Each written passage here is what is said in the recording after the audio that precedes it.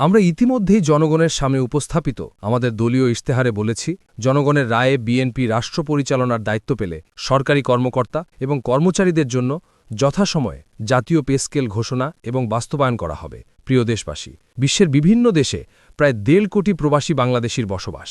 প্রবাসীরা অনেকেই বাংলাদেশে তাদের প্রিয় পরিবার পরিজন ছেড়ে বিশ্বের বিভিন্ন দেশে বসবাস করেন। বৈদেশিক আয়ের ক্ষেত্রে বাংলাদেশে গার্মেন্টস সেক্টরের পরই প্রবাসী বাংলাদেশিদের অবদান। কিন্তু দেশে প্রবাসীদের সুযোগ সুবিধা, সম্মান এবং মূল্যায়নের ক্ষেত্রে তাদের অভিযোগ দীর্ঘদিনের।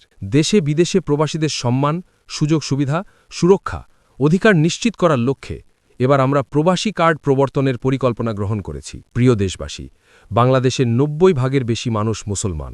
মহান আল্লাহর দরবারে আমাদের সকলের একটাই প্রার্থনা, রব্বানা আতেনা ফিদ দুনিয়া হাসানাতান ওয়াফিল আখিরাতি হাসানাতান ওয়াকিনা আযাবান নার।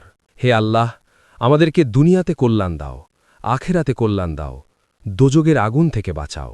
শহীদ প্রেসিডেন্ট জিয়াউর রহমান সংবিধানে সর্বশক্তিমান আল্লাহর উপরে পূর্ণ আস্থা ও বিশ্বাস এই কথাটি সন্নিবেশিত করেছিলেন, কিন্তু তাবেদার সরকার সংবিধান থেকে এই কথাটি বাদ দিয়েছিল।